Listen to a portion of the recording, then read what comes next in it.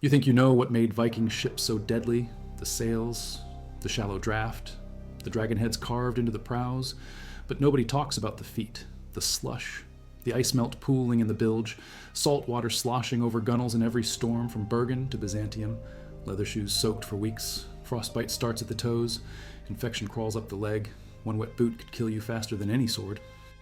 So how did they seal their footwear against the North Atlantic? The answer sits in archaeological pits from York to Hedeby to Birka.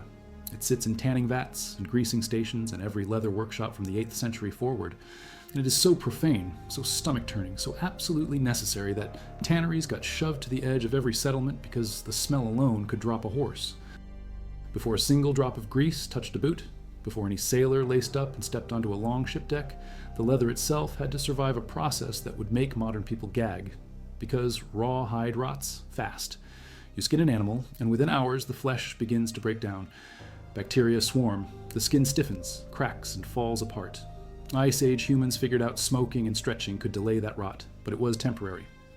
500,000 years of trial and error led to tanning.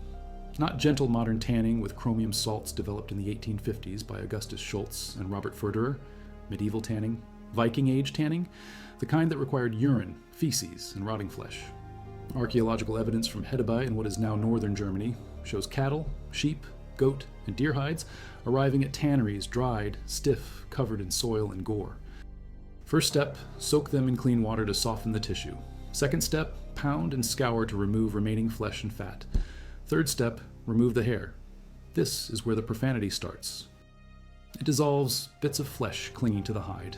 This is not speculation. This is documented in Anglo-Saxon and Viking Age leatherworking sites across northern Europe. Regia Anglorum's research into period crafts, pulling from excavations at York and other Anglo-Scandinavian settlements, confirms that hides were steeped in urine or painted with alkaline lime mixtures, or simply left to putrefy for several months. Then tanners scraped off the loosened hair with knives. The Smithsonian Magazine published findings in November 2013, confirming that urine was valued across ancient civilizations for its ammonia content. Romans used it, Vikings used it, medieval Europeans used it. Emperor Vespasian around 70 AD even taxed urine collection from Roman sewage systems, because tanners and launderers were the biggest buyers. The process was so foul that tanneries were always located on the outskirts of towns, downwind if possible. This neutralizes the lime from earlier treatments and makes the leather soft and pliant. The amount of baiting controlled flexibility. A shoe needed pliancy, armor needed stiffness. Tanners adjusted the soak time accordingly. After baiting, the hides spent a few hours in a pit containing ammonia, again derived from urine, to delime them further. Only then did the hides go into the tannin liquor made from oak bark, the chemical compound that actually turns raw hide into leather by binding to collagen proteins, making them less water-soluble and more bacteria-resistant. This entire sequence, from raw hide to finished leather, could take a year or longer depending on the strength of the tannin liquor and the thickness of the hide. The tanners judged readiness by dipping a finger into the liquor and tasting it. Medieval tanneries in places like York, based on finds from the Coppergate excavations dating from the 9th and 10th centuries, show this exact process in the waste pits and tool assemblages recovered. The best preserved shoe had the sole and upper leather cut from single pieces. This is the turn shoe technique. Sew the upper to the sole inside out, then turn it right side out for use. This method, found across Viking settlements from Jorvik in England to Dublin in Ireland to Hedeby on the Jutland Peninsula, created a strong seam and reduced weak points. Fewer stitches meant fewer places for water to seep in. But leather, even vegetable tanned leather treated with oak bark, is not waterproof on its own. It is water resistant. It can handle light moisture. But standing in a longship bilge for hours, trudging through slush on a raid, crossing rivers in early spring, that requires additional treatment. Also comment from which city you are hearing this from.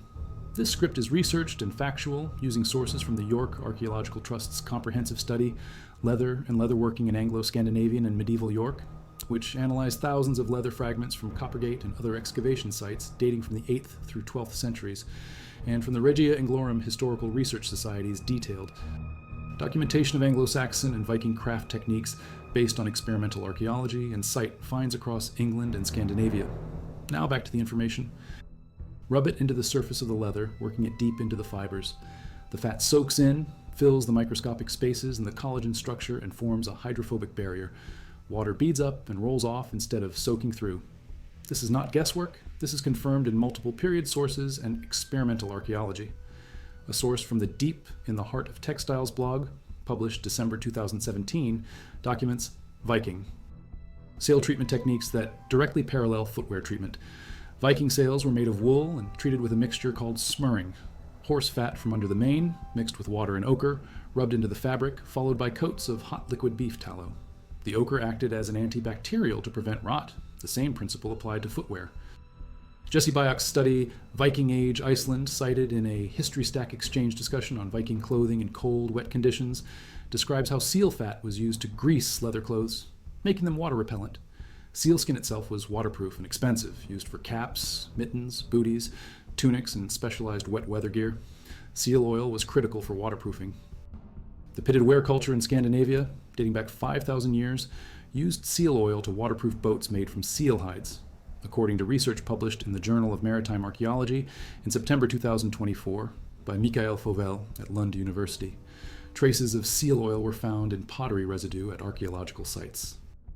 They had access to massive quantities of fish, which meant fish oil. Cod oil appears repeatedly in Anglo-Saxon and Viking period records. It was mixed with tallow to create dubbin, a flexible waterproofing compound. The Regia Anglorum leatherwork documentation states this explicitly. Skins could be treated with oily substances like tallow, egg yolk, or dubbin, which is a mixture of fish oil and tallow rubbed into the surface. This made the leather supple and water repellent. For footwear specifically, the treatment had to be reapplied regularly, every few weeks during heavy use, after every soaking. The oils and fats could wash out if the leather stayed wet too long. But when freshly treated, a Viking shoe could withstand hours in cold water without the wearer's feet getting soaked. You're a sailor on a Nar, heading from Trondheim to Iceland in the summer of 973. Your shoes are turn shoes made from cowhide, vegetable tanned with oak bark at a Hedeby tannery, purchased for 3 silver pennies.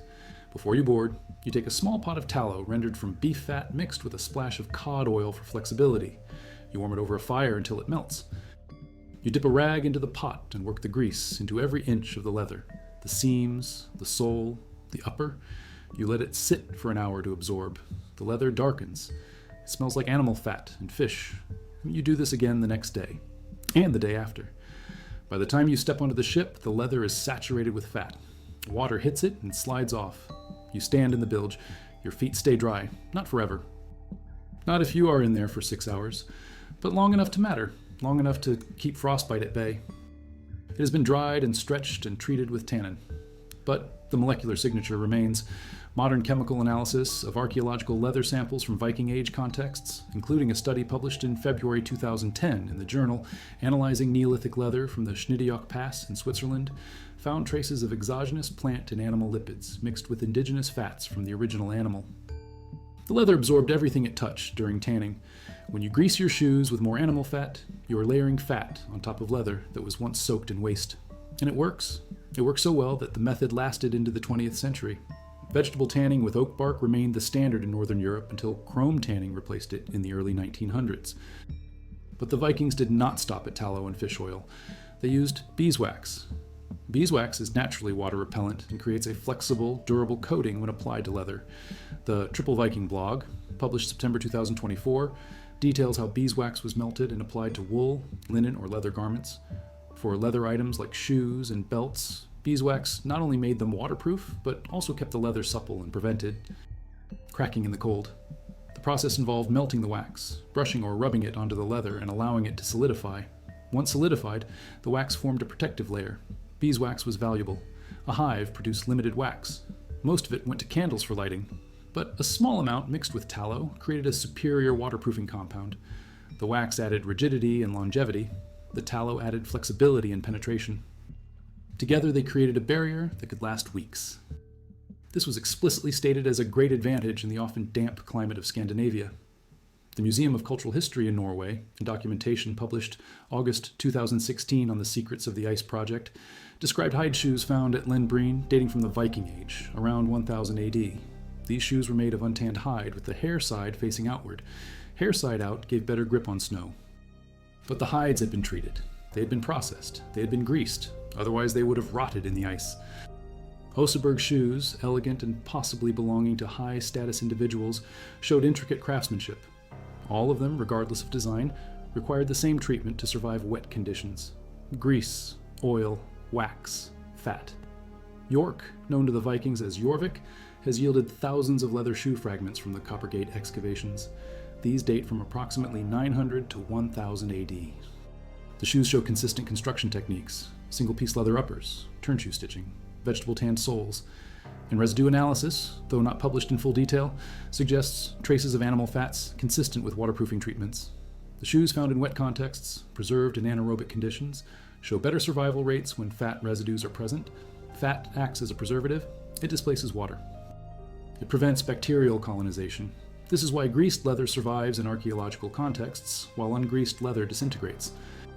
Pottery, jewelry, tools, weapons, and oil lamps have been recovered from the site. Also shoes. Lots of shoes. The smell of the tannery hits you before you see it. Ammonia, rotting flesh, feces. The tanners work on the outskirts of the settlement, as far from the residential areas as possible.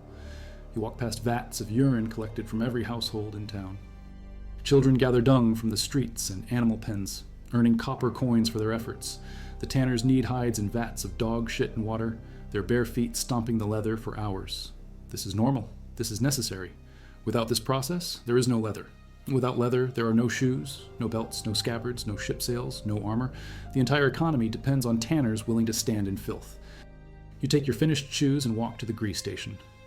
Another craftsman, specializing in leather treatment, sits with pots of tallow and fish oil bubbling over a small fire. He charges you 2 silver coins for the treatment. You hand over your shoes. He dips a cloth into the pot and works the grease into the leather with practiced efficiency. 5 minutes per shoe. He works the seams extra hard, pushing the grease deep into the stitching. He checks the soles for cracks and applies a thicker layer there. He hands them back. They are dark, glossy, reeking of animal fat. You put them on. They feel heavier. The leather is stiffer at first, but as you walk, the grease warms from your body heat, and the leather softens. By the end of the day, they feel like a second skin, and when you step in a puddle, the water beads up and runs off. Your feet stay dry. Dry feet mean you keep moving. Wet feet mean blisters, infections, frostbite, death. The Norse knew this. They lived in a climate where winter temperatures dropped below freezing for months. They sailed the North Atlantic where storms soaked everything. They raided coastal settlements where rivers and marshes had to be crossed on foot. Footwear was survival technology. And the technology was built on substances that modern people would refuse to touch. 50 hides per year. That is 120 to 300 pairs of shoes annually from one small workshop. Hedeby, a larger trading center, had multiple tanneries. The settlement covered around 24 hectares at its peak in the 10th century. Population estimates range from 1,000 to 2,000 individuals. Each person needed at least 1 pair of shoes per year, more if they were travelers or traders. That is a minimum of 1,000 pairs annually just for local consumption. Add in export trade, and the number doubles or triples. Each pair required tanning, which required urine and dung. A single hide needed at least 10 liters of urine for the initial soak and delimbing stages. 50 hides meant 500 liters of urine per year per tannery. Where did it come from? Everywhere. Every household contributed. Pots on street corners collected public urine. The Roman practice of taxing urine collection spread throughout medieval Europe precisely because the demand was so high. A workshop producing 300 pairs per year needed 30 kilograms of tallow just for waterproofing. That is 1.5 cows worth of fat annually for one product line. Multiply that across an entire settlement, and you see the scale of resource extraction required to keep everyone in waterproof footwear. Fish oil came from cod, herring, and seal. A single cod liver yielded about half a liter of oil. To produce 10 liters of fish oil for mixing with tallow, you needed 20 cod. Fishing was constant. Processing was constant. The entire material economy of Viking Age Scandinavia revolved around extracting, rendering, and applying animal products to leather. A single seal yielded 15 to 20 kilograms of blubber, which rendered down to 8 to 10 liters of oil. Seal oil was prized because seals are aquatic mammals. Their blubber is designed to repel water and insulate against cold. When you rub seal oil into leather, you are transferring those properties. The oil penetrates deep, forms a lasting hydrophobic layer, and resists washing out even in prolonged wet conditions. A History Stack Exchange discussion from April 2015 on Viking cold weather clothing cites Jesse Byock's research confirming that seal fat was used to grease leather clothes. The same source notes that sealskin garments were expensive and valuable, used for caps, mittens, booties, tunics, and wet weather gear. Sealskin is waterproof by nature. Sealskin boots required no additional treatment. But cowhide boots treated with seal oil came close. A sailor with seal-oiled boots could stand in ankle-deep water for hours without soaking through. Hide shoes with the fur side out, found at Lenbreen, were used for crossing snow. The hair provided grip, but the majority of everyday Viking footwear was leather. Low-cut shoes for flexibility, ankle boots for support, taller boots for riding or very cold conditions. All of them required waterproofing. All of them required fat, oil, or wax. The myth persists because fur is dramatic. Fur looks impressive in illustrations and films. But fur is not waterproof. Wet fur becomes heavy, loses insulation, and takes forever to dry. Leather, when properly treated, sheds water and dries quickly. Leather was the practical choice. The wax wore off. The leather dried and cracked. Maintenance meant reapplying fat at least once every 2 weeks during active use. A trader traveling from Birka to Novgorod in the summer of 985, a journey of approximately 2,000 kilometers through forests and rivers, would grease his boots every few days. He carried a small pot of tallow mixed with fish oil. At night, by the fire, he warmed the pot and rubbed the grease into the leather. This took 10 minutes. It extended the life of his boots by months. Boots that cost 3 silver pennies to buy new could last 2 years with proper care. Without care, they fell apart in 6 months. The economics were clear. Spend time on maintenance or spend silver on replacements. The collagen fibers bind together. The flexibility is lost. Vikings stuffed wet boots with straw or wool to maintain shape while drying. They dried them slowly, away from direct heat. A fire would crack the leather instantly. Room temperature drying over a day or two preserved the integrity. Once dry, they applied a fresh coat of grease immediately. This prevented the leather from absorbing moisture from the air. A well-maintained pair of Viking boots, stored properly during the off-season, could last 5 years. Archaeological finds from Birka include boots with extensive wear patterns, but intact stitching and soles. These boots saw heavy use, but were cared for. The owners understood that footwear was an investment. Find disgusting urine, feces, decaying flesh, rotting animal brains, blood, bone marrow, intestinal enzymes. Every part of the animal was used. Nothing was wasted.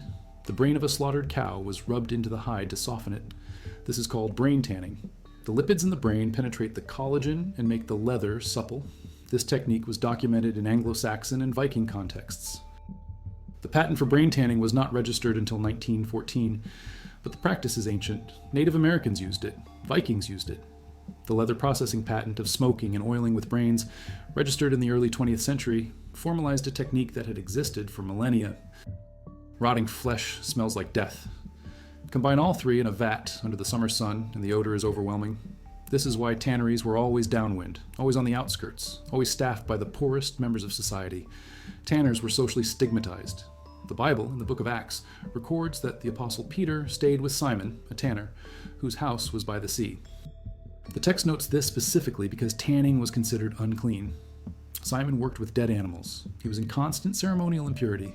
His workshop was by the sea, likely to use seawater in the tanning process, and to be as far from residential areas as possible. This social dynamic existed across cultures. Roman tanners were taxed and regulated. Medieval European tanners formed guilds, but were still regarded with suspicion.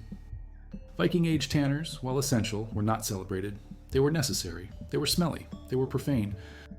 Without tanned leather, there are no scabbards, no shield covers, no armor straps, no saddlery, no bags, no bottles, no book bindings. The entire material culture of the Viking Age depended on tanners willing to stand knee-deep in filth and process hides. And then, after the leather was made, it depended on sailors and traders and warriors willing to rub animal fat into their boots every few days to keep their feet dry. What happens when you rub tallow into leather? Tallow is rendered animal fat, mostly triglycerides composed of stearic acid and oleic acid. When you warm it and apply it to leather, the fatty acids penetrate the collagen fiber structure. Collagen is a triple helix protein. It has spaces between the fibers.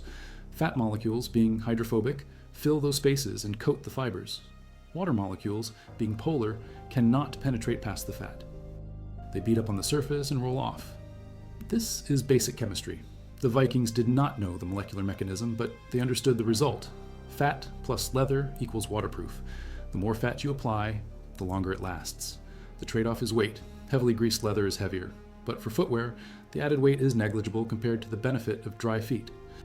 Cod liver oil is rich in omega-3 fatty acids, specifically eicosapentaenoic acid and docosahexaenoic acid.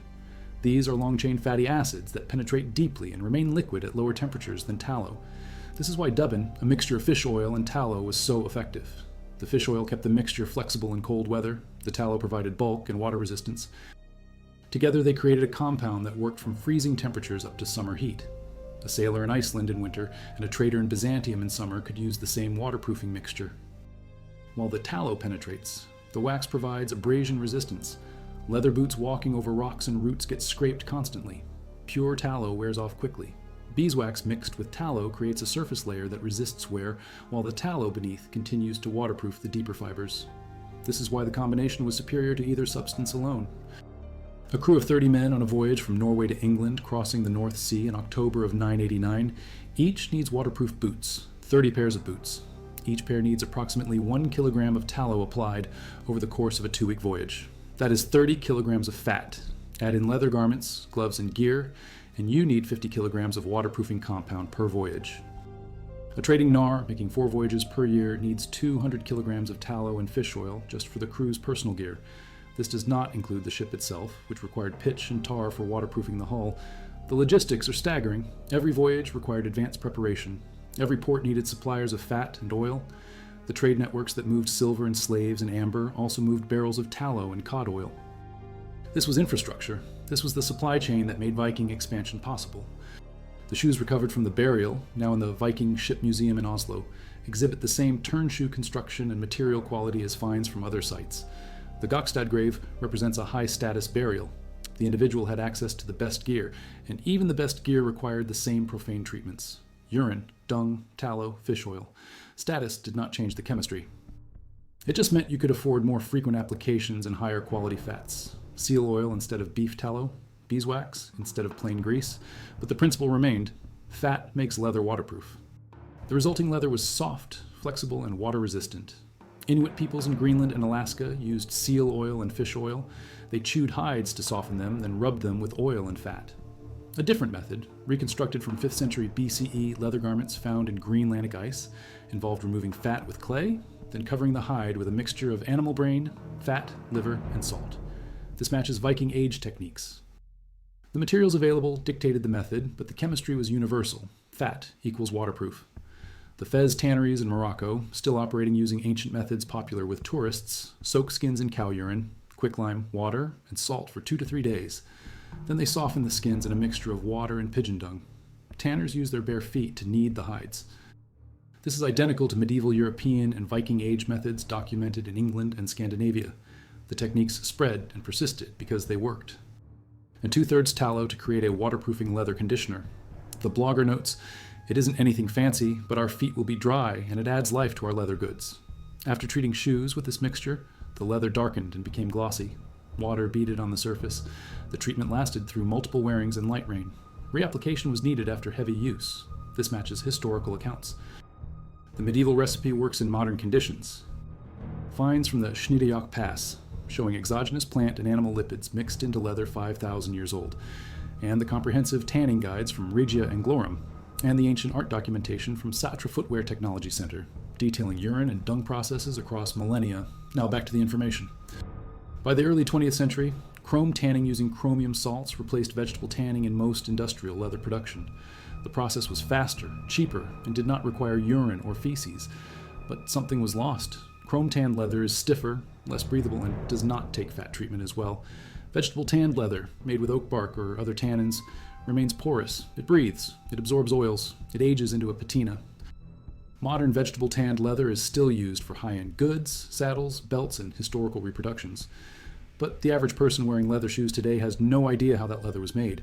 They do not know about the urine vats, or the dung pits, or the months of soaking and scraping and kneading. They do not know that their ancestors stood in filth to create the material that clothed them and protected them and allowed them to travel the world. Use linen thread coated with beeswax for water resistance. Once stitched, turn the shoe right side out through the ankle opening. This places the seam inside, protected from wear and water. The outer surface is now the grain side of the leather, which is naturally more water resistant than the flesh side. This construction method was universal across Viking settlements: Jorvik in England, Hedeby in Germany, Birka in Sweden, Dublin in Ireland. I'll show the same technique. The wax served 2 purposes. It lubricated the thread, making it easier to pull through the leather, and it sealed the holes. Every time the needle passed through, it left a microscopic gap. Wax filled that gap. This is why beeswax appears in every aspect of Viking leatherwork, not just for waterproofing the finished product, but for sealing the construction process itself. A pair of shoes used daily on rough terrain needed new soles every 6 months. The uppers could last 2 years or more. Vikings replaced soles without discarding the entire shoe. Archaeological finds from York show shoes with multiple sole replacements. The original stitching holes are visible, worn and enlarged. New holes were punched adjacent to the old ones. A shoe might have 3 or 4 sets of stitching holes by the time it was finally discarded. This repair culture extended the economic value of footwear. A new pair cost 3 silver pennies. A sole replacement cost half a penny and a few hours of work. The math was obvious. Toggles and laces allowed for a tighter fit, which reduced water entry. A loose shoe lets water slosh in with every step. A snug shoe, laced tight around the ankle, keeps most water out.